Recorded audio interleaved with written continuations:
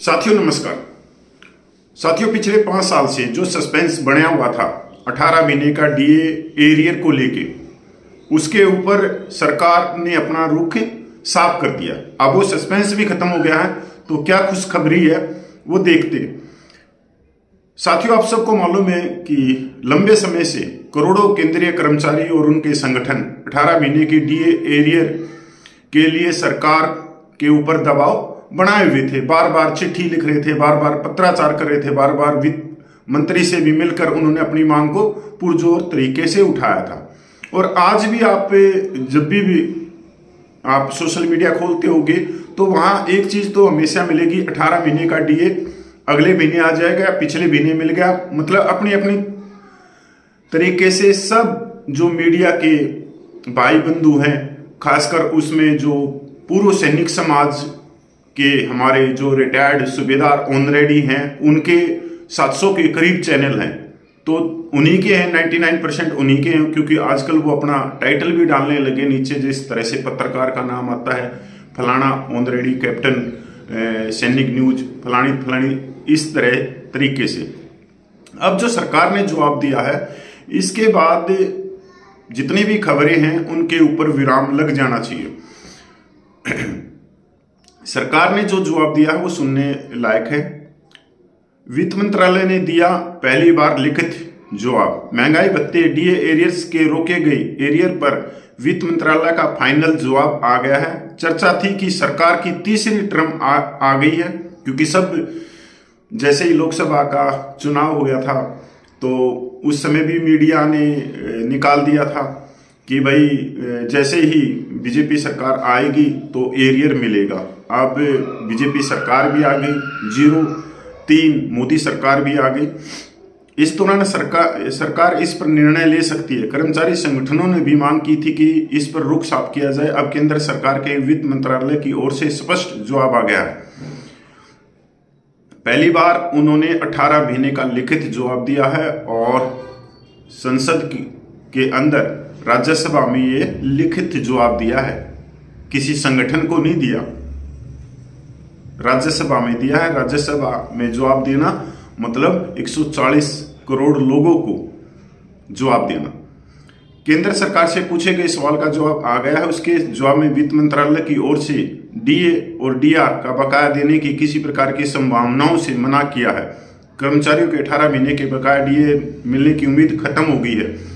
राज्यसभा के सदस्य जावेद अली खान व रामजी लाल सुमन ने सरकार से 18 महीने के बकाया डीए पर सवाल किए थे। पहला सवाल था कि क्या केंद्र सरकार की तरफ से कोरोना के दौरान रोके गए कर्मचारी और पेंशन भोगियों के 18 माह के डीए और डीआर को जारी करने का कोई विचार कर रही है। दूसरा सवाल था कि अगर सरकार विचार कर रही है तो इसका ब्यौरा दी। तीसरा सवाल था कि अगर जारी नहीं कर रही है तो इसके पीछे क्या कारण है। देश विश्व की तीसरी बड़ी अर्थव्यवस्था है। वही चौथे सवाल से संबंधित अभ्यावेदनों पर ब्यौरा मांगा गया था। सरकार की तरफ से आया जवाब। केंद्र सरकार की ओर से वित्त राज्य मंत्री पंकज चौधरी ने जवाब दिया, जिसमें 18 महीने के बकाया देने के सवाल पर उन्होंने साफ साफ इनकार करते हुए ना में जवाब दिया। वहीं दूसरे सवाल भी उन्होंने कहा कि प्रश्न नहीं उठता। तीसरे और चौथे सवाल के जवाब में कहा कि डीए डीआर की 3 किस्तों को रोका गया है। यह फैसला कोरोना के दौरान लिया गया।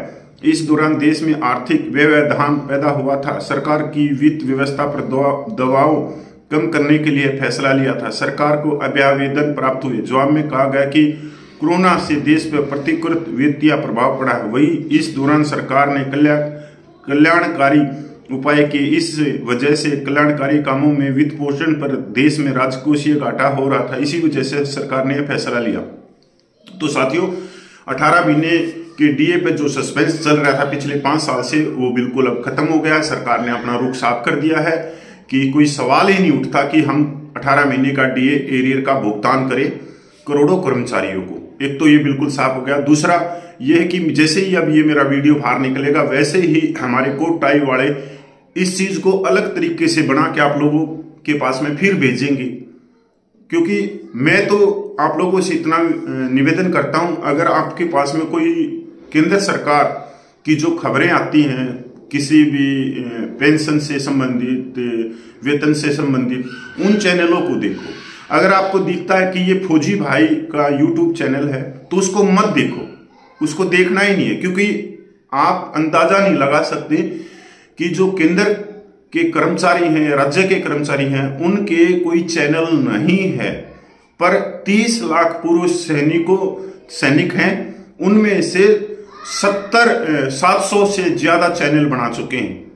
700 से ज्यादा जो चैनल है वो गुमराह करते हैं, पूरे दिन करते हैं। और 700 जो चैनल हैं, अब इसमें भी बहुत सारे भाई बुरा मान जाते हैं कि भाई कपिल आप रिटायर्ड सूबेदार और ऑन रेडी को क्यों बोल रहे हो। भाई उन्हीं के चैनल हैं, चैनल ही उन्हीं के, तो उन्हीं को बोलना पड़ेगा। अब उनकी जगह कोई मैं राहुल गांधी को थोड़ी बोल सकता हूं या मोदी को थोड़ी बोल सकता हूं। जब चैनल उन्होंने बनाए हैं, गुमराही वो कर रहे हैं। 700 के 700 हमारे सूबेदार ऑन रेडी हैं, जिन्होंने खुद की पेंशन का ज्ञान नहीं है, पर कोट टाइप पहन के वो लोगों को गुमराह कर रहे हैं। और हमारे को ही गुमराह नहीं कर रहे, वो खुद हमारे सूबेदार ऑन रेडी को गुमराह कर रहे हैं। वो भी ऑन रेडी हैं, सूबेदार हैं। वही सूबेदार जो यूट्यूब चैनल खोल के वो अपने भाई जो उनके सूबेदार हैं, ऑन रेडी हैं, गांव देहात में बैठे, उनको गुमराह कर रहे हैं, पूरे दिन गुमराह करते हैं। अब बताओ क्या करेंगे इसका। तो जो है उसको स्वीकार करना भी सीखो। अगर आपको यकीन नहीं है तो आप यूट्यूब पे सर्च कर लो, कोई भी आप एक बार OROP डाल दो, 18 महीने का DA डाल दो, आप देखोगे आपकी आंखें की आंखें खुली रह जाएंगी। लाखों वीडियो मिलेंगे, सारे के सारे हमारे सूबेदार और ऑन रेडी चला रहे हैं चैनल। जवानों में कौन है? जवानों में तो इक्के दुक्के हैं, पर वो पे पेंशन के बारे में तो या तो मैं बोलता हूं या मोहन रंगन साहब बोलते हैं या रविंद्र फौजी है, वो कभी पे पेंशनों की बात नहीं करते। वो सहायक प्रथा के ऊपर बोलते हैं, जिस चीज का भाई उसको उसी चीज में है।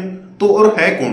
तो सारे के सारे इन्हीं के हैं। इनसे दूर रहें, इनसे दूरी बना के रखें। और 18 महीने के DA के ऊपर कोई खबर देखो, उसको पीछे हटा दो, अब नहीं आने वाला, क्योंकि 5 साल हो गए।